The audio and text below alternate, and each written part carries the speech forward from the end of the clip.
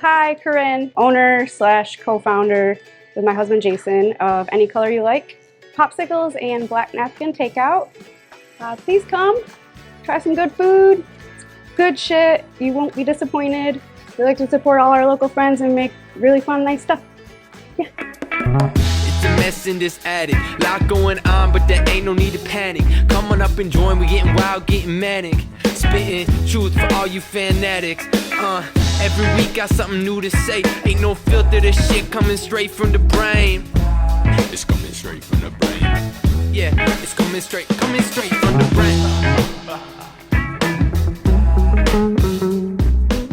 What's up, everybody? Welcome to A Talk in the Attic. I'm here today with Korin Hollinshead from Black Napkin, a new restaurant here in Grand Rapids.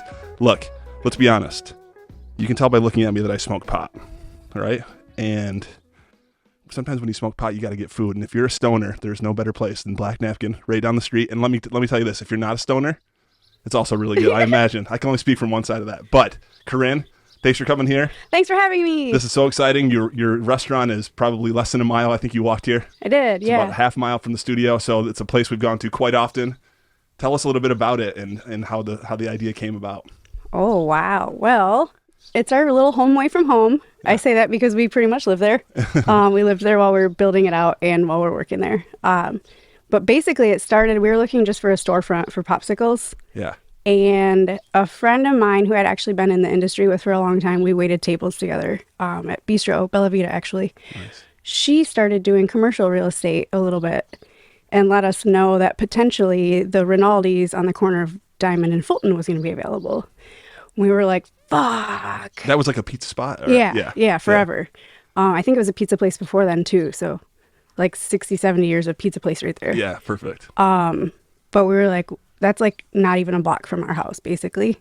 We're like, if that's going to be our spot, it has to be a restaurant too. Like, we can't just be a popsicle shop. Just because of the rent's too high at that location? Or? Not necessarily rent at all. It was just more like that's been our hood for over a decade. So we were like, if we're going to be there, it has to have hot food too. Yeah. Like, it has to. Because, like, we've been in the hood forever. Like, right. You need, like, we've all walked home plenty of times from shows and bumbled into Rinaldi's for slices at whatever o'clock in the morning. Yeah, exactly. You can't leave just a food desert in there. 100%. Yeah. So, yes, I guess basically when we heard about it, we were like, holy shit, like, we're going to open a restaurant too. Yeah. That was not our intention at all. That wasn't in the plan at all. No. Yeah. And, like, initially we'd heard that they were going to leave, like, their oven and stuff there if we wanted to buy it from them, like, within the lease agreement. Yeah. So we were, like, planning, like, pizza menus and shit. And then actually got a chance to look at it and we're like, we don't want anything to do with that. Like, it's trashed. It's demolished. Super old. Yeah. Yeah. So, then it kind of fell by the wayside for a bit. Like, maybe it wasn't going to be up for grabs or available. So we kind of like backburnered it and we're like, damn, that would have been super cool. And like made our whole dreams about it. And then it was like, oh shit, maybe this isn't going to happen necessarily. So we're like, whatever. And like trying to think of like all the reasons we wouldn't have wanted it or whatever. Yeah, it was a roller coaster. It's like, it wasn't even in your mind until it happened. And then now it's like a dream now. Yeah. Yeah. So then we were like, okay, whatever. Yeah. And then it turned out, actually the building was like changing hands of ownership, kind of like right when we were going to look at it. Mm-hmm. So we didn't know if it was going to be available or not, like I said. And then Elizabeth got back a hold of me one day in like January or something and was like, dude, I think it's happening. Like, I think it's going to be available. Not on the market yet. So, like, go. Yeah. And I was like, okay, what do we need? And she's like, you need, like, letters of reference, probably, like, a business plan, all this stuff. And we were like, we don't...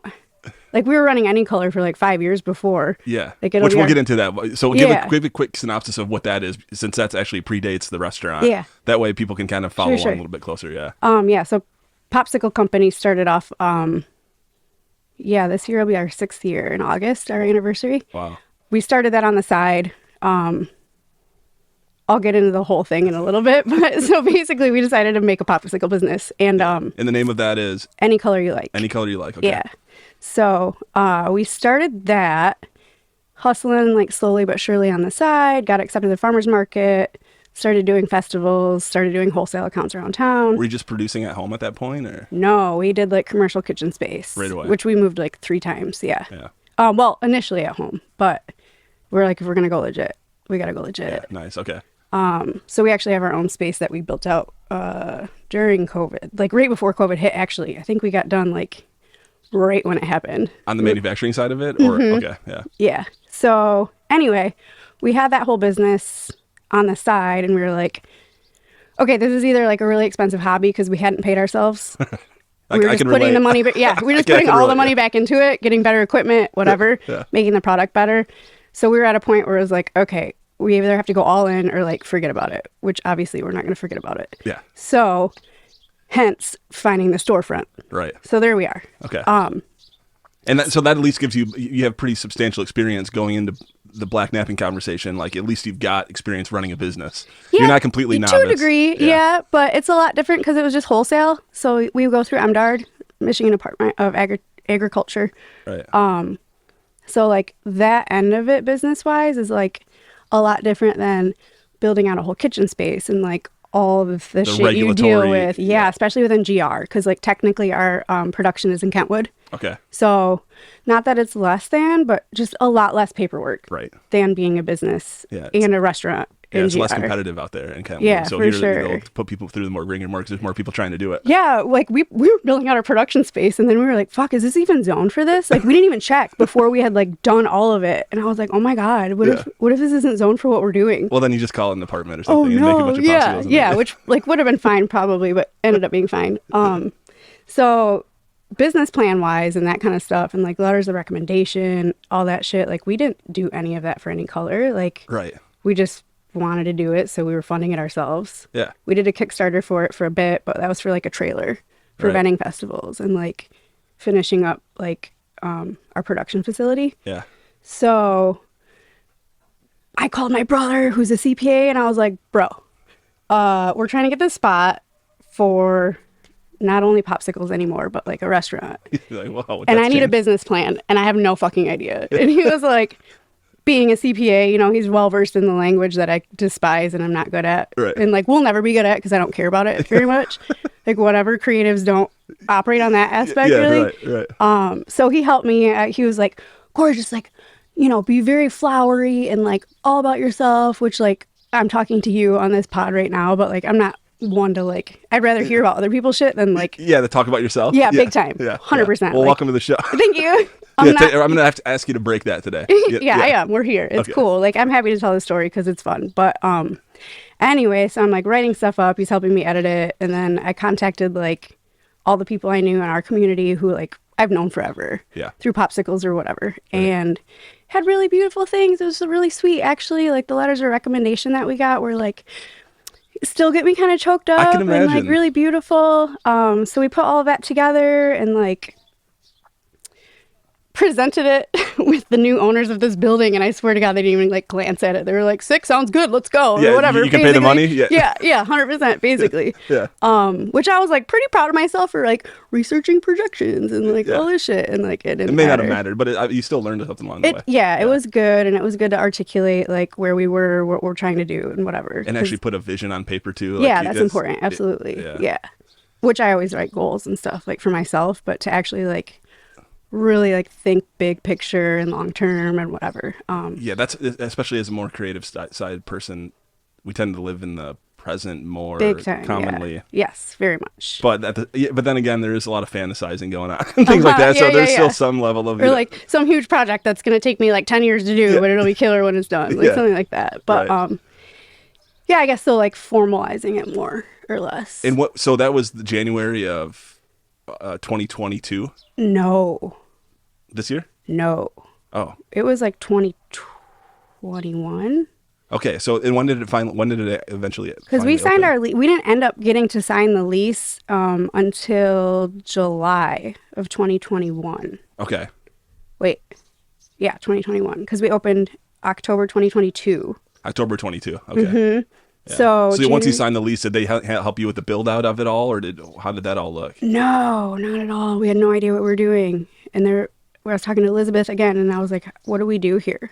Yeah. Because like we had a triple sink. That's it. Yeah. That was it in the whole place. Like, but you had hookups obviously for gas and things like that, or a little bit. Yeah. Sorta, not really though. So we found a contractor.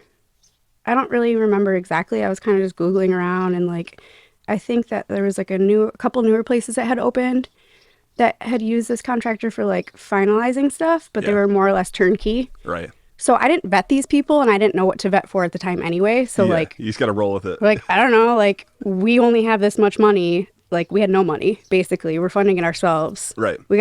We went to get a loan at the bank, and they were like, no, like you have nothing to show for yourselves as far as like business goes. Right. Even though we had been in business for 5 years, like It just wasn't the scale they were looking for. Or not something. at all. And Yeah. like we had a credit card, but we paid it off every month. Like Right. we don't have shit to our name for the business really. So the guy who I spoke with actually used to be on the board of directors or whatever it was at Grow, like yeah. Grand Rapids Opportunity for Women.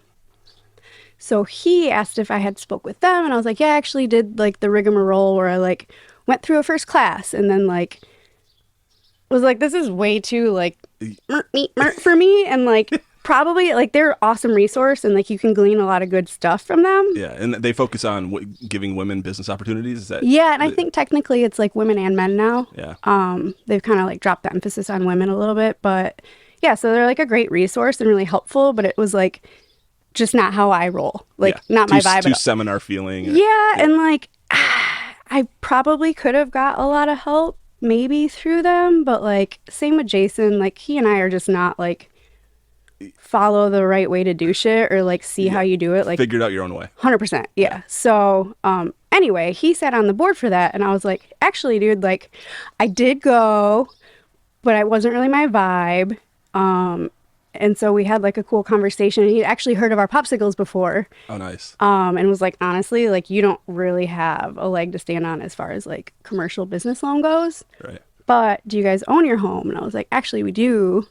You get a mortgage on that. Yeah. And he's like, do you know how much it's worth? And I was like, I don't know. Like we look at Zillow sometimes, but that's not real or whatever. Right. And he asked when we purchased it. It was like 2012. So he's like, in your neighborhood, you're probably sitting okay. Yeah. So that's what we ended up doing was like line of credit. Nice. To fund this build out. Yeah.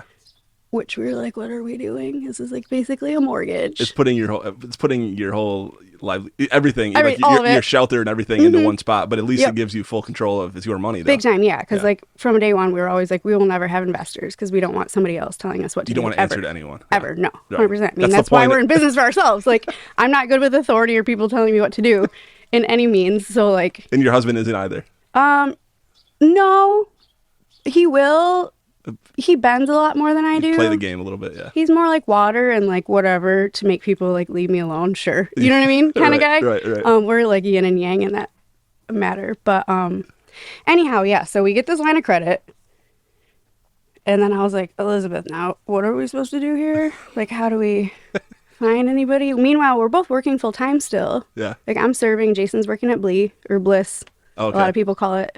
Oh yeah, Bliss, yeah, like the sauce. Yeah, sauces, syrups, roe, all that stuff. Yeah, and he's on the food side. Is he Production, all of it. Yeah, it's just 3 people there. So, but does he have a background in culinary arts or something? Or Yeah, yep. So he okay. went to culinary school for a little bit. Okay. Like he moved to Montana after high school to like straight up ski bum snowboard, Yeah, good for him. like smoke weed. Yeah, Ended up working in a restaurant. get it out of his system. Yeah. Yep. So started working in a restaurant and then like worked at an Asian place where he learned a lot of really cool stuff from like very, very Asian woman and like maybe her son or something. Yeah. So he learned a lot of like knife skills and like flavor stuff there. And then worked at the Yellowstone Club. I think his first job was like a Bennigan's or some shit. Yeah. Like a breakfast place. And then decided like having a lot of fun in Montana, maybe I should move back home and like try to like get my shit together and like, you know what I mean? That kind of deal. Yeah. So we actually met at Blue Water Grill where he was cooking. I think he ended up being like a kitchen manager there. Nice. And I'm serving. I've always been a server. Yeah. So you both been around restaurants. Oh yeah, your whole forever. life. Yeah. So that was like what? He was like 23. I was like 21 or something.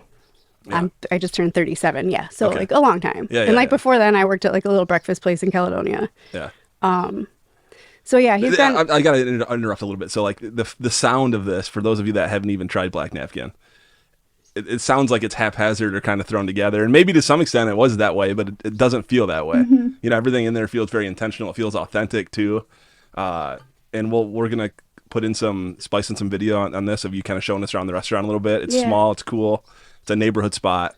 So this is interesting to hear kind of the humble beginnings of how, how things can feel frazzled. It doesn't mean that the outcome's not going to be exactly what you want. For sure. And I guess that's the thing is like Jason and I, whenever we're going to do something, like we're going to do it. Yeah. And if we're going to do it, we're fully doing it. Yeah. And if that means like we're making it like obsessive compulsive to a fault, that it's like perfect as possible. Yeah. Which is how we went with Popsicles. But so the beginning of this is absolutely fucking frazzly and like what are we doing? Like this is all the end of the things that we have no idea about, right? Right. Like Jason's ran plenty of kitchens. Yeah.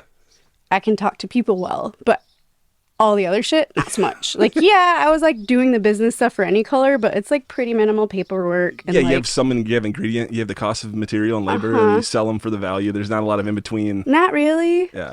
Not especially the point where we were at then. Right. Or there were like sometimes we'd like make really bougie fancy shit with like high end, like really high end stuff. Yeah. But we're like, we can't sell a popsicle for $7. Right. So like, fuck it, it's still $4. Whatever. We'll just like eat the cost.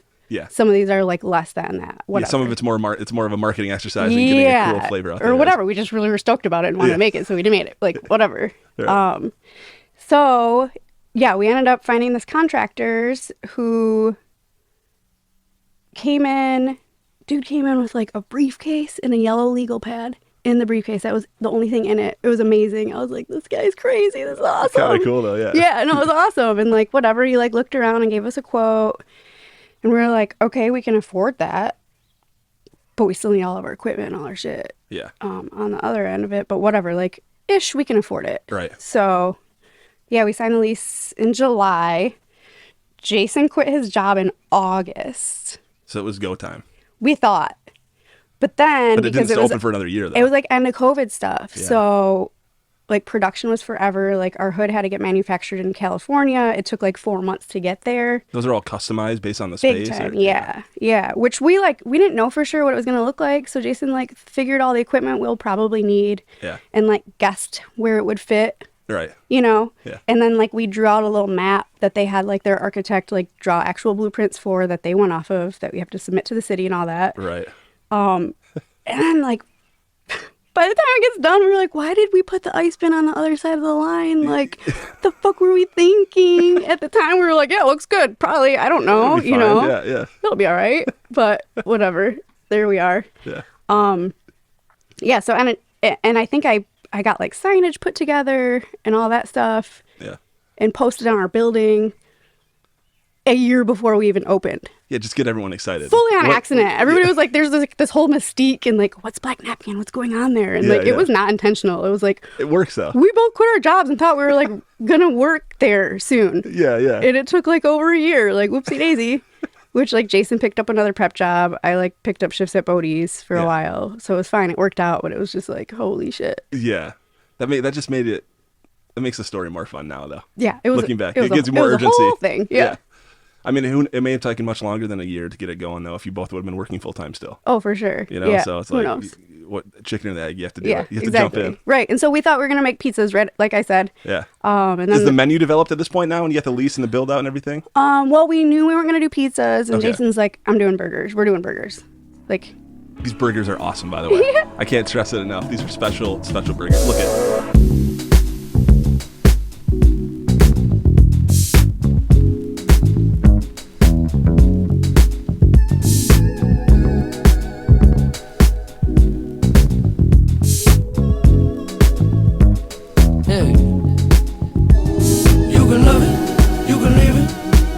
Say nothing without it. Don't let them keep you down.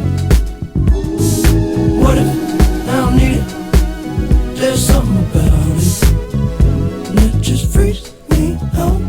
My brother, some of you know him. He takes three things very seriously. That's manufacturing efficiency, his family, and sandwiches. And when he had your chicken sandwich, I think it was like the sticky sweet one. Oh yeah, What's the name? Hot, sweet, and sticky. Hot, sweet, and sticky. Mm-hmm. I quote my brother. He said, "This might be the best sandwich I ever had. We're eating right up here." Nice. So, and I agree, man. Beautiful. Everything is so good. So burgers was kind of the initial. Yeah. And was that because you feel like there's a white space in that, or just like quick, not sit down kind of burgers that are good? I guess. Basically, here was the situation. The space is tiny. It's like 800 square foot, like in total. So for us to build a bathroom into it, for guests to use. Would have taken up half your space. 1,000,000%. Yeah. So we already have like not a lot of tables, which we've gotten like a couple like reviews where they like drop a star because there's not enough seating, and it's like, bro, it's takeout. It's supposed to get out It's of here. legitimately called Black Napkin Takeout because it's not technically a dine-in space. Like, If you guys go into a restaurant and there's not enough tables, read the room. Yeah. They're not trying to get you to stay there. right. Or you can, you're welcome Yeah, if to, there's a but seat, like, yeah. first come, first serve. But like, we just don't have enough space for like full ample seating. So it's Right. like a takeout spot, which a lot of bigger cities have that. Yeah. I think Grand Rapids isn't really used to that quite yet. Exactly. So it's like a newer thing for here, which like some people are like, ooh, it feels so big city. It's like, well, kind of. It is I mean, that it's vibe. not, but like, Yeah. this is a normal thing for a lot of places because there's not a lot of space. Whereas like Grand Rapids is like lucky to have a lot of space. We're lucky to have a lot of space, and there's a lot of people just not in a big hurry here. You know, big like time. it's got like a southern vibe in that. Yes. That sometimes where you go places and you're like, don't you guys have anything to do? Right. Yeah. You know, we're in New York. Yeah, Nobody's so going it's to like hang this. out. It's Let's go. It's like bacon, egg, cheese, Yeah. coffee, black. Let's go. Like shit to do. Like my brother used to live in New York forever, so I'd go visit and like try to chat with people, and he's like, Corey, oh my god. They don't care about this. Yeah, my family calls me Corey, by the way. So. Okay. But yeah, so definitely a big difference. Which is so we didn't have space for a bathroom, so we're like, cool, we'll just be takeout. So yeah, burgers obviously fast. Yep. But mainly it was just Jason loves burgers. There are places around town you can get a good burger, but not a lot of places. Yeah. So And these are smash burgers. Style. smash burger style, which there's a couple obviously places around town who do smash as well. Yeah. But Jason was like hellbent on we're doing smash burgers. So that's what we were doing. Yeah. So the menu was like slightly developed by then. You knew you're going to have the popsicles, obviously. Obviously. Were the soda? You make your own sodas. Were those in the works already, or what They was- were because we were actually planning. We bought all the equipment. Cart before the horse again. We bought all the equipment to do like canning for ourselves in our production facility for popsicles. Yeah. So So, kind of we- under the same nameplate. Yeah, kind of just like just a different umbrella. Right. So we had been working on sodas like in the same vein as popsicles. But it turns out like making a soda syrup and carbing it and then canning it is like a lot of chemistry and science behind that. So it was like, okay, this is going to take us a lot longer. Yeah. It's different. Like coming out of the tap, it tastes one way, but once you can it, it changes the Right. Yeah. And like you have to have like different pH and like shelf stability and all that stuff. Right. So yeah, we had like plans for this, but then this shop actually came up like right when we were discussing like working on this soda situation. And so it was like, okay, back burner that, like Yeah. we'll get to it when we get to it. It's fine. Like Right. whatever. Right. Equipment's chilling. Cans are sitting there. We have these sweet little black cans, whatever. Anyway, like we had a whole name for it and everything. Yeah. And like we're working on like, the imagery for it and all that.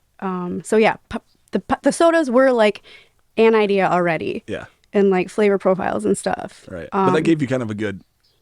How long in? So that was going on, but it was kind of backburnered. Yeah. So how long into the restaurant planning did you think we definitely have to do those too? Was that like an immediate? Oh, immediately. I was like, yeah. Jason, we're doing that. And he was like, well, instead of like kegging them and then having them on tap like that, why don't we just have like CO2, like water on tap? Yeah. And then like old time, like old fashioned, like soda fountain style, like how soda started, basically. Yeah. So you put the syrup in with the carbonated water. You and make stir the it up? syrup, you stir it. Yeah. So we went like way old school in that. Yeah. I mean, now it's basically like, oh, that's a mocktail.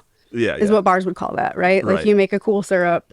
But it's a soda fountain, really. Yeah, it is essentially. Yep. That's cool. So, Like the old pharmacy, all the drugstores used to yeah, have them. yep. So, and that's like our cola is based on like a few different like mashups of recipes that I was screwing around with Nice. for like what cola originally was before it was like, What is cola? it's actually with a cola nut. So it's not. It has Is what no it's chocolate technically from. basis. No, so the cola nut is caffeinated actually. Okay. And that's where like one of the first colas was made out of. Mm. But then it has like a bunch of different herbs and all the things in it. Yeah. So Kind of has like a medicinal vibe to it. yeah, definitely. Yeah. I mean, they were made for like tonics. They were made for like health stuff before Right. they were like, oh, we can add sugar to this shit and people will buy it. We can actually add cocaine to this stuff too. Yeah, and then the cocaine instead of the cola nut, like ditch that caramel color, blow. So let's good. go. You're ready to go for the day. You're caffeinated. Yeah, you got a sorta. screenplay Yeah. idea now. Uh-huh. Yes. So it's that. No blow, no cola nut though. Okay. Not totally old school, but Yeah. somewhere in the middle. Yeah. Right, somewhere in the middle. And then the French fries was actually already kind of in the works too. but for like festival gigs. Yeah. Because like we were vending a lot of like Michigan music festivals with popsicles, Yeah. Might as well have some hot food. which for is 'em, too. dope. But yeah, but then like sometimes the weather sucks, which like whatever. Then we like close her down and go party or hang out, Yeah, catch yeah. music. But we're like, this is a business and we're paying a bunch of money to be here. Right. So like maybe we do hot and cold. Yeah. So Jason had this plan of like doing these dusted fries. So that way, like you're not eating like messy, cheesy fries or Yeah, like, like condiments, loaded it's- stuff. yeah. Yeah. So he's like, the flavor's already on it and you can just eat it with your fingers and it's not like a huge mess. Right. Was the whole plan. Yeah. So he had like a 9-mile long list of like different dust and then like custom dips to go with the dust. And we're like, that's going to be sweet. People are like fucked up at festivals. They can get popsicles or like these crazy French fries. Yeah. Really It's a dope. great. Yeah. So that was kind of already in the works as well. So like, yeah, I guess when we're deciding we're doing restaurant, we're like, cool, sodas for sure, Fries for sure. fries for sure. Jay wants to do burgers. We're doing burgers because burgers, fries. Yeah.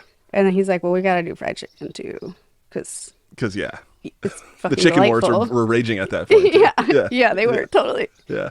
And so you basically have 3 set dustings for fries, right? You have the kimchi, you have a red wine. Yep, kimchi parm, red wine, vin, and salt. So like salt and vinegar, basically. Yeah. And then the chili cheese smoked serrano. And it's all dry, like a dry rub. It's all super good. Yeah, yep. So it's basically like it's all freeze dried, Yeah. like foods, and then like just powdered, essentially. That's like cool.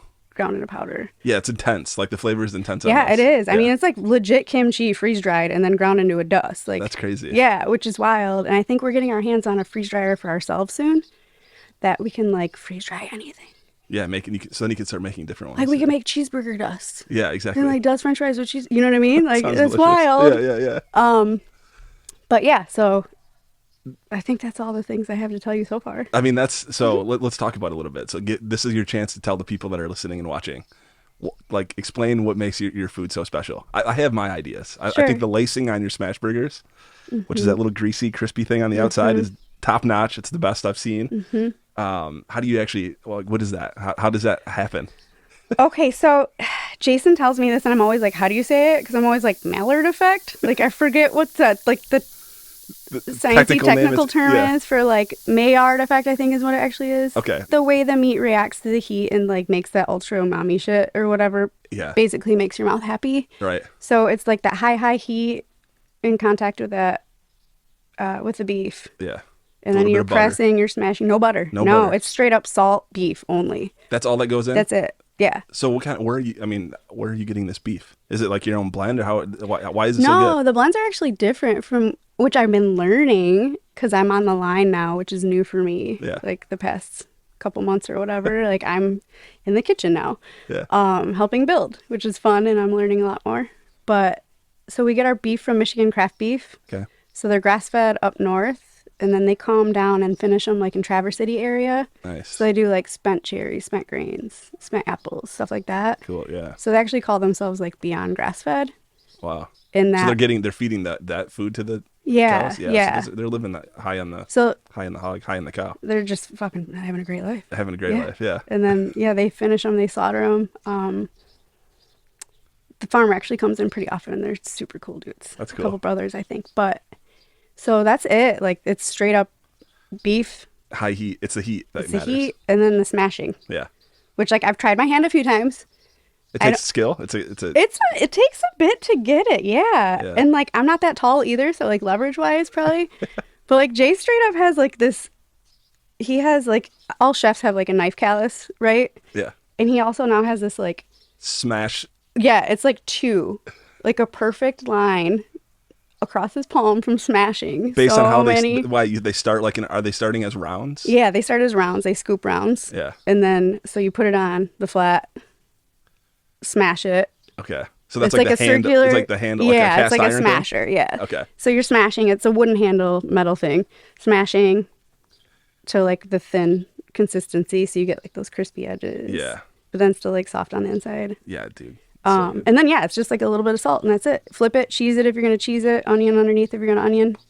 Super simple, super quick. Yeah, and It's fucking delicious. it's delicious. I do get this special sometimes. You do like a rotating. Is it every week? You have Yeah. a different burger and a different yeah, chicken we sandwich? Or? we actually kind of have that as like a a rhythm now. It seems to be like we usually run a burger for like 2 weeks. Based on like how long you can get ingredients for or something like Yeah, that? Or, yeah, essentially, yep. Or sometimes we do like higher end stuff or like more expensive stuff that like we don't want to run too long yeah. because it's fire, but we don't want to charge too much. Yeah, you don't want people to go there and come out with like, oh, I like that place, but it's too pricey. Yeah, which we do get once in a while, like online wise, but it's like our shit's like super high quality. Yeah, you're gonna get that no matter what. So. And that's fine. Like Yeah. that's fine. Can't please them all is kind of a thing we say, whatever. But yeah, so we price like reasonably for like how much we're paying for it. Right. And then labor and stuff. Like I think it's usually like a 30% food cost in a regular restaurant. And ours is not. Like ours is a little bit more. Yeah. Because we don't have so much overhead. Right. Yeah, you have less staff and yeah. Yeah, so anyway, whatever. That aside, I think that like the cool stuff about our food, first of all, yes, are the features. So burgers are usually 2 weeks now. Okay. And then we're doing like a featured chicken sandwich Friday, Saturday only. Initially, that was because honestly, we were getting like cases of chicken, and it's nice chicken. It's all like no hormones, no antibiotics, all of that. Yeah. But like the case size was huge, so it was like we were having to like freeze it and use it at home, or like we don't want to throw away extra chicken. Right. But it was too much. So the feature kind of drives us So more the traffic feature on was those. like, okay, here's what we'll do. Like we'll run a sweet feature for Fridays and Saturdays, so we're not wasting anything. Yeah. But now we're selling out by like 5:00 Fridays and like by 5:00 or 6:00 on Saturday. So we're like, shit. Like I was like, you guys got to do another case probably. Yeah. So now we're running to this like kind of the same thing where we're running these sweet specials with the chicken because we didn't want to waste. But now like Yeah. this past week was actually sweet. Like we really didn't waste any. And like if we have a little bit extra, like we'll cook it up and everybody takes it home for their kids or whatever. Cool. Yeah.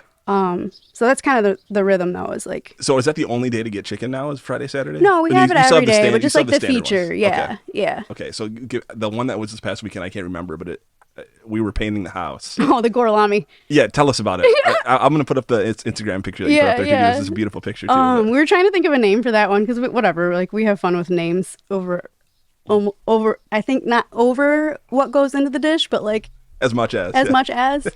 So that one was like not quite like a hot, like Nashville hot, but like a hot Italian was the plan. Yeah. So it was like the Calabrian chili oil that the boys made up.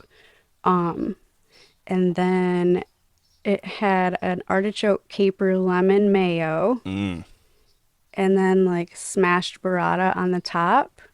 And a little like arugula for like a peppery brightness to it. Yeah. But it was so slutty and beautiful and delightful. Didn't it have had like a tomato sauce on it or something too? Or The no? tomato was like the Calabrian part Oh, probably. okay. Yeah. Oh man, I wanted to get down there. Maybe we'll see it again. Oh yeah, I mean that's the risk you run with having these delicious features. You're gonna have somebody come in and say, "Oh, you don't those have are that." people like, shit, we missed it. We were supposed to be there last weekend. Like Yeah. it's cool. We have them all. Like they're actually writing recipes for these ones that they're only running 2 days, so that like You can come back cool. to We it. dug it. Like we can come back and do it again. Yeah. Have you ever done any where you're just like, that didn't work? Yeah, but then it gets tweaked until it goes on. Yeah. You know what I mean? Like, or the idea is like, okay, we weren't into that one, so like Next, we'll leave it for now. Like we were talking about doing like a shakshuka style. I don't know if you know that breakfast. it's like that's like a tomato. It's like an Indian tomato cheese. Yeah, like tomato, maybe like harissa. Yeah. And then you like poach eggs in it. Oh, yeah, Whatever. yeah. So there was like a plan for that. But it wasn't like sussed out fully. So that's where the hot Italian came out Nice. instead. So. Yeah, it's so good. The food is so good. So I mean, talk about the popsicles a little bit more. Well, first off, before we move on, Yeah. when should people come?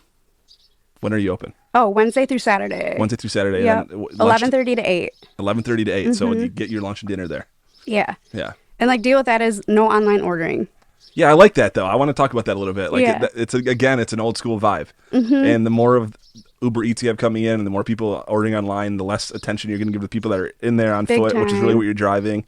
Yeah. Is that kind of what the thought process is, or Yeah, like initially we thought it was going to be obviously a neighborhood eatery. right? For sure, because we live in that neighborhood. So we knew that. But we also figured there'd be like a decent amount of online sales, which I'm sorry, 1 minute, please. Yeah.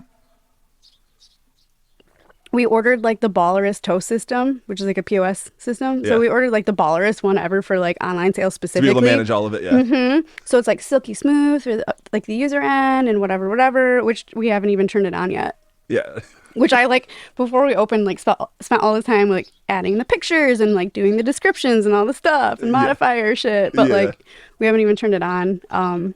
That's because business is so good without it. Yeah, it's been so much busier than we thought. That we were like, if we turn it on, we'll be out of food by dinner when Yeah. we first opened. Right. Which like now Nantucket is making more buns for us, right? And like Is that where the buns come from? Nantucket, Yeah. another local place right down the street. yeah, great. and they kill it. Like them and our reps for like through Van Eerden is like in Frog Holler, we Yeah. get produce from. Like was just amazing when we opened. We were like, hey, we sold out of everything again. Like we had no idea. Like we weren't expecting this many sandwiches and fries a day. Well, that's good for them. So though. then, yeah, it was Yeah. cool, but it was still like, Yeah. hey, Brian and Nantucket, like, can you guys accommodate like a few hundred more buns tomorrow? And then it was like, okay, can we do like multiple more orders a week or whatever? Like, how can we work this out? That's gotta be so exciting though. And Yeah, you it was haven't even rad. been open in the summer yet. No, just 6 months so far. So this is coming up. It's going to be busier and busier starting now. Yeah. Oh, yeah. And you're coming here to sit down, so we appreciate that. Yeah, We absolutely. appreciate Yeah, that. it's a pleasure. It's nice. Yeah. So, but I mean, what kind of? You don't have to share this kind of stuff, but like, how many burgers are you going through a week? Oh my gosh, so many. Yeah. It's so many. Like I can't even- thousands? I don't. We did, I don't know, it was like 1,300 or something. That's in And 5 days. It's 4 days. 4 days. Yeah, so it's like a lot. It's a lot. Wow. And like sometimes I'll have the boys guess like, Eric, how many fries do you think that you like tossed and dusted? Which Eric's fry bowl callus is huge because it's just Eric and Jason. Yeah. And then I help in the kitchen. And then like Carissa works counter during lunch. Cole works counter during dinner. And that's the whole staff. That's our staff. That's cool. So it's small. It's cool though. I mean, it's you get the feel like every time I've been in there. Chris has been at the cash register and like. Yeah, it's cool. It's a neighborhood it's right. place, so Yeah, you don't want to 100%. see a bunch of turnover going because that means Right. that first off, that restaurateurs probably aren't treating them right. Uh-huh. You know, like 100%. Marika Treves, which you're in this neighborhood. That was like the best spot in the city for a long time, I thought. Mm-hmm. And I went there for 6 years and never saw a different wait staff really. Yeah. They'd add people here and there, but you saw the same Sure. people the whole time, and that just gives it a. Yeah, because you know, It's like, cool. yeah, everybody's happy to be there. Exactly. Right? Like, That's exactly what it is. Obviously, you go to work because it's a job because you need money. Right. But You on can top make of it a little that, better for them. on as top an of owner. that, yeah, you can 100%. Which like we've all been in the industry forever, so like we know how we would have wanted to be treated at certain places. Yeah. You know. Yeah. So yeah, absolutely. Like, And you were at good places too. 100%. You know, Bistro Bellevue is a nice, well-known spot. It's a good spot. Yeah, every crew I worked with was amazing. Yeah. So I have a lot of that in my back pocket as far as like opening our own spot now. Right. And I'm sure your staff can feel, although it's a small staff, but as this concept grows, if that's in the plans or whatever, it's like I'm sure the staff can feel when the owners have actually been on the floor at those places before. Oh, yeah, big as opposed time. to just the money guys who are all over the Big place owning time. restaurants with no background, Uh-huh. no real care for the Yeah, experience like, of the work. and like quick ideas at the drop of a hat for no reason. Like, let's just like ride this for a minute and see where we go. Yeah, Like, holy don't cow. broke. If it ain't broke, don't fix Yeah, it. chill for a little bit. Right. But yeah, so we ended up not turning the online ordering on because it just kept getting busier. And then it turned into that. Yeah, like we'd rather give presents and precedence to people who are taking the time to walk there or Yeah. drive there or whatever, or Right. like be there in person. And then we have it down so well that ticket times are so fast that it's like not a big but deal. we can expect 10 minutes or less. Yeah, for sure. sure. Absolutely. Even on like super busy Friday, Saturday where it's like crazy or people walk in with like, I'm getting food for like 13, 15, 20 people. We're like, okie doke, buckle up, let's go. Because Yeah. like other people are waiting. So like, yeah, 10 minutes Yeah. tops, hopefully, always. That's what's cool too about about ownership being on the floor too is like there's when you get a big order like that and you're just kind of an employee, it's like Right. but when you're the ownership, it's like, yeah, this is Yeah. this is what we wanted, this is what Yeah. we need, and everyone is gonna be able to feel that too. Yeah, absolutely. Yeah, that's so cool. 100%. I mean, so it doesn't hurt to see like the people line out the door either. Mm-hmm. That's cool. Which is, It's great. It's a big all the marketing time, tool. I'm like, damn, these people just waiting in line for burgers. Like, that's amazing. It's so cool. It's cool. Yeah, which we, like you said, summer's coming. So I was like, what do we do here? Because, like, we're going to make more treats. And, like, we started doing floats a little bit. Oh, nice. So, like, house-made ice cream and floats. Like, With your own soda, own ice cream. Yeah. Damn. Yeah, Jason's fucking killer at sweet stuff. Yeah. I mean, he's great at all the flavor profiles, but especially, like, ice creams and stuff. Texturally, he's amazing. You can definitely feel that he has a background in Asian cuisine too, just because a lot of the menu items kind of have that I've seen in the features. Like that a lot of vibe, them kind yeah. of have that vibe. Yeah, definitely. Yeah.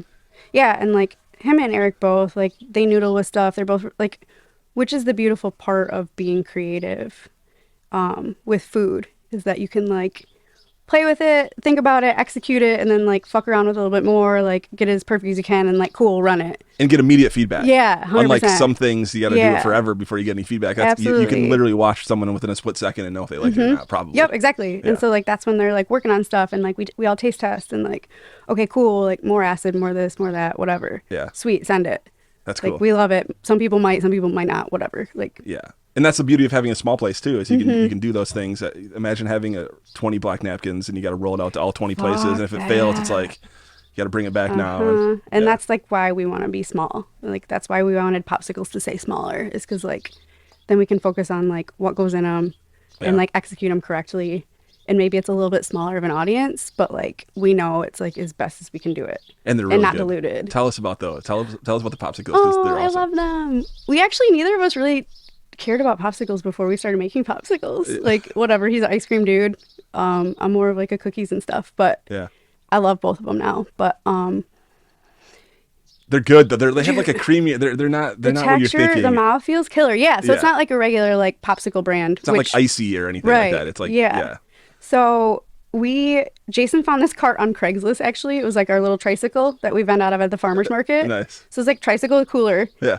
On I think it was like Craigslist, and he's like, we need this, which like we weren't planning on opening a business necessarily. Like we've talked about it before, like building something together. Until the cart.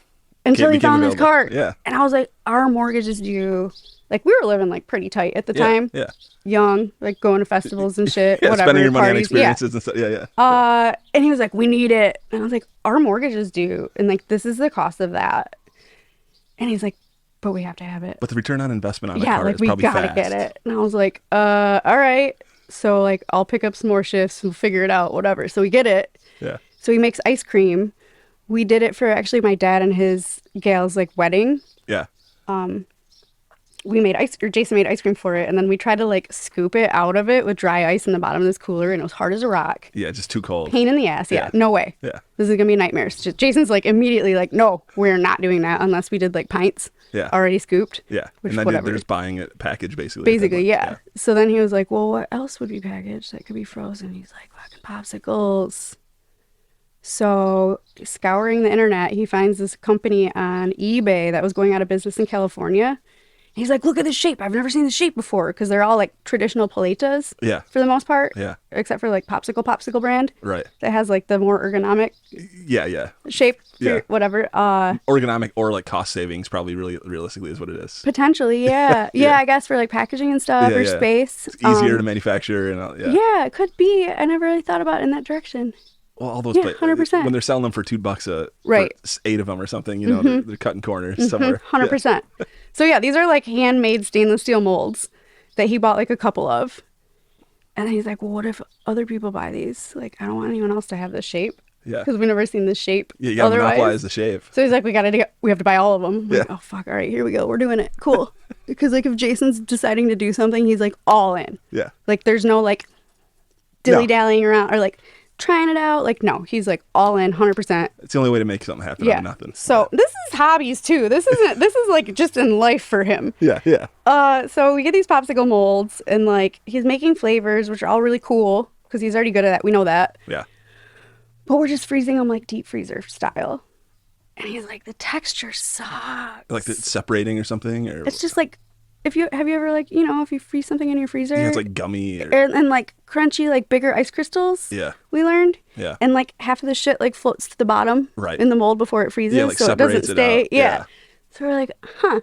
So he's digging, like trying to figure out like how do you actually make like popsicles then? Like how do companies do this? Oh, turns out there's a whole little unit that's just blast them really a freezer super fast. Specifically for popsicles. Yeah. You put like propylene glycol in it, so it freezes at like -20. Yeah. In like not even a half hour. Nice. Per batch, whatever. You put and then they have a hold time too before you get them onto the. I imagine like because of that you have some time. It gets so cold that you'd have some time then to get them into the freezer long term too. Yeah. So you pull them out. We let them like harden up a little bit again after that, and then like package them in the freezer. They're good. Yeah, that's cool for sure. Yeah. What was the first one you made? First flavor? Do you remember? First good flavor? Yeah. Or even the first failure too. That might be interesting. Strawberry. Oh, the first flavor ever was, which we haven't made in a long time. We should. Strawberry basil olive oil, believe it or Oh, not. nice. So olive oil, you don't really taste, but it like emulsified to make it like very creamy, Yeah. like super creamy. Yeah. So it sounds like weird, but actually texturally fucking killer. Oh, I imagine so. Yeah, yeah. And then the maple chaga fudgesicle was one of the first as well. It's that got we still chaga in do. it? Yeah. Yeah. Nice. Tons of benefits. What are the benefits of chaga? It's like an adaptogen, like good for your brain, immune system, all Yeah. that stuff. Yeah. Blah blah blah blah. All those Everything. things. Yeah. Yeah. But mainly, and it tastes fire with chocolate. Really, Right. was why we put it with it. Nice. Because it has like dark chocolatey, like almost coffee notes. Not too much though, because kids still eat it. Right. So it's like a real subtle nuance that you wouldn't really pick out probably. Yeah. That's Unless cool. you know the flavor of chaga, whatever. Right. And then like strawberry, blueberry. So that's like our berry lavender lemonade. That one was probably one of our first as well. They're all, so how many flavors do you have now? And how do In a million. you do the production schedule for all that? I don't know. It's gonna be a rough summer. like we've already. It broke my heart. Jason was like, we're gonna have to cut out like a lot of stuff for popsicles this year because, like I said, it's just us there with Yeah. our small crew. We don't have time to like train people up on like our attention to detail and like. Right. Not to mention we can't ask what we're doing of someone else right now. Right. Because like we're always there. Yeah. You know what I mean? Yeah. So you have to pay them $250,000 a year to take yeah, it. Yeah. which like we ain't making that. Exactly. Yeah. Yeah. So basically it's like we've already started pop production, so it's essentially like there are no days off Yeah. for a while. Or like It's it'll fun, be though. like a day off every couple weeks. Is essentially. are you feeling burned out? No. Is he? No. Like once in a while he's like, oh, I just want to watch a movie. But then we'll have actually time that he can chill, and he's like, Thinking all right, about I'm a gonna bunch go of fill stuff. the kegs and do this work. Da, da, da. Like I think he just wants the back of his head to not have to like feel like he has to be somewhere for a day. To know that he can watch a movie but doesn't really want But to. then he doesn't know. Yeah. He goes and dinks around with everything, or like works on a new flavor, or whatever. Right. So yeah, it was burnout more like after we first opened, when there was like no sleep, like Yeah. not remembering to eat, that kind of shit. No confidence necessarily. Like maybe Just confidence, but not terrified. necessarily know it. You don't know. Yeah, you have a way better terrified. feel now that you've seen the results. Yeah, no, we had no idea how how we would be received, or like if it was gonna work, like all that stuff. We had no idea. Yeah. And then like mortgage our house, let's go, quit all of our jobs, like shit. So like that was terrifying. Yeah. It was so scary. But you're happy you made the leap. Oh, 100%. Yeah, absolutely. Even through all like the shit we went through and like the heart, like I'm not gonna super get into it, but like I cried on my way home from that spot for like a while. Yeah. Before it all came together, because I was like frustrated. It was taking forever and like not up to like the par Your would have it expectations. be. Yeah. Yeah. So whatever. There was like a lot of rough goes, but still worth it. Like I'd go through that again for like where we are now. It's fucking sweet. It's Dude, amazing. Yeah, it's cool, and it is a neighborhood feel. What is the name of that neighborhood right there? I mean, I live right near it. It's my neighborhood, I guess. Like East Fulton. East Fulton. So Business basically, it's district, Diamond and technically. Fulton. There's probably 10 businesses right in that little stretch at least. And I think we're technically part of Uptown too, Okay. because they're doing like, I feel like they're trying to like really like They're trying to expand label and the get all neighborhoods the more, Yeah. and like yeah. Yeah. So like in New York, it's like, oh, that's like East whatever Right. East Village and like that shit. Yeah. I feel like they're trying to like label stuff a little bit more now. Well, technically, so they're subdividing everything too, right? So we're in Midtown, but we're in the woods because we're, Okay, I didn't 'cause even it's know like that. I know, I didn't either. So you Yeah. can get a sign that says the woods. We're going to do that when we finish painting, but like there's only a few streets that are named after. We're on Lockwood, and I can even there's a few in Sure. here. So it's a really small neighborhood, but basically it's Yeah. Diamond and Fulton. There's other stuff to do in that area. You're not far from the farmers market either. So I would just urge you folks that if you haven't already gotten there, get there. If you can't tell by Korin's vibe and what she's talking about, it's an excellent place. Take it from me. I like food. It's the best spot. I would go there every day if I didn't have to worry about trying to fit in these pans. Yeah, But yeah. how do you not gain a bunch of weight running a restaurant and testing food? It's just because you're on your feet all the time, Yeah, working all the 100%. time. That's Yeah. why. Like Yeah. I'm like, I take a break from work to go take my dog for a long walk or run real quick, but Yeah. like straight up on my feet all the time. I have classic for lunch, drop out for dinner usually. College dropouts like college dropout, yeah. favorite, yeah. Yeah. What's on that? So that's like a tomato peppercorn jam, herb de Provence mayo, arugula, and then like a French Swiss basically is the cheese on it. Nice. Smashed onions. That one's hilarious to me because Jason first named it like Kanye West. Before the Nazi stuff. And well, yeah, it was probably, yeah, it was before that, but I was like, wait, why is it like Kanye? And he's like, well, like, His 'cause first it's album. French stuff. Oh. But Kanye because he's fucking crazy. And I was like, what? Okay, we got to tweak that. And I was like, the only album, in my opinion, worth listening to from Kanye is College Dropout. It's the best one, obviously. Yeah. And Jason's a college dropout because he started going to culinary and like didn't even finish because he's Yeah. like, I could just work in kitchons to get paid. Whatever. You learn a little bit. I imagine Yeah. there's a lot of dropouts that walk out of there Big thinking time. like, I got what I need here. Yeah, I'm good. Anyway, whatever. So yeah, probably that. Yeah. Yeah, on the feet all the day. Yeah. Wow. So I guess if you guys need another employee, I guess I could maybe come work and eat every day there. Work. Maybe it works. Yeah. I'll have to get rid of my other things I'm working on, but yeah. So my friend Adam Ortiz, who's a DJ in town, and he came on the show. He was the first one that told me about it, and even though I'd driven by it when it was not open for a long time, Yeah. he is the one that texted me and said, "Hey, Black Napkin finally opened." Yeah. So yeah, that was an exciting day. We needed Hell another yeah. good spot. It's walking distance, folks. It's super good.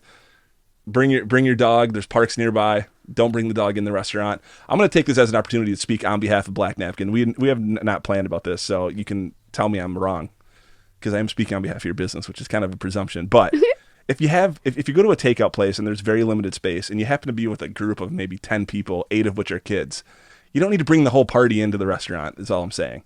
Just as a person that's in there, like they're just in there, sitting there. It only takes one person to order, so consider that. Fair. Okay, so you shouldn't even decline it. So I'm not saying don't. I'm just saying, yeah. it's nice to think of everybody else. Think of some other people. It's Now nice to that think of said, if everybody it's else. empty, there are a lot of cool knickknacks in there. Absolutely. You got tech decks to play with. Yep, little skateboard. Is that what those are called? Yeah. They're like little finger skateboards. Yeah. We got What are they? What are those called? Tech decks. tech decks, yeah. And then we have Mad Libs that I put out that's almost full, so I'm gonna pick more of those up because they're hilarious to read. To read through. back, yeah. Yeah, they're so funny.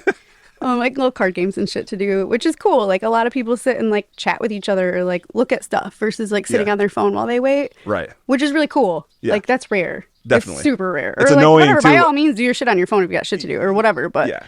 it's pretty cool though. I mean, I'm not immune to it. I'm on my phone way too much, but like it is sometimes. The hypocrite in me is annoyed when I'm out with a bunch of people and everyone's looking at Sure. their phone. It's like, come on. Yeah, we work together. Let's I know. be What are we here. doing? Yeah. Exactly. Yeah. Yeah, so it's a great neighborhood spot. It's a good story. It's a husband and wife making it happen with a small team. Why would you not want to support that? They're gonna have some Talk in the Attic merch in there at some point too.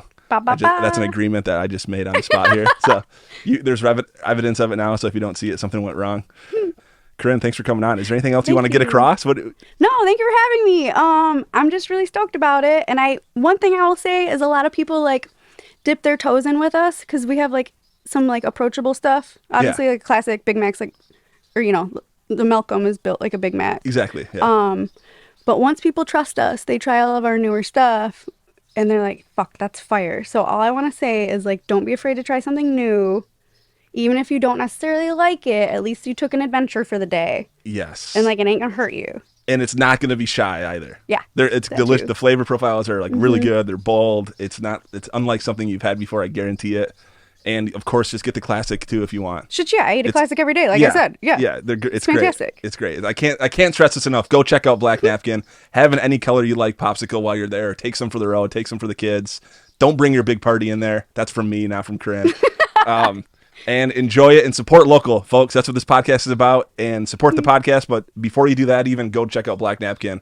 Once you love it, then you can go on Patreon and start throwing your cash towards the Talk in the Attic. Just as a thank you for recommending it at Black Napkin, if nothing else. So, all right. Thanks, Corinne, for coming on. Yeah, We appreciate it. you. Hey, thanks everybody for checking out that episode. Thank you, Korin, for coming on. And thank you, of course, for opening up such a great community spot. Look, I've been editing this episode for the last couple nights, and it's gotten me super hungry for Black Napkin. So there's no better way to finish this episode than with what they call on the internet the old mukbang. For those of you that don't know what that is, that's just footage of people crushing food with ASMR style audio. So I've got a Beach Boy soda here, and I've got the classic from Black Napkin Takeout. Go check it out for yourself. Here we go.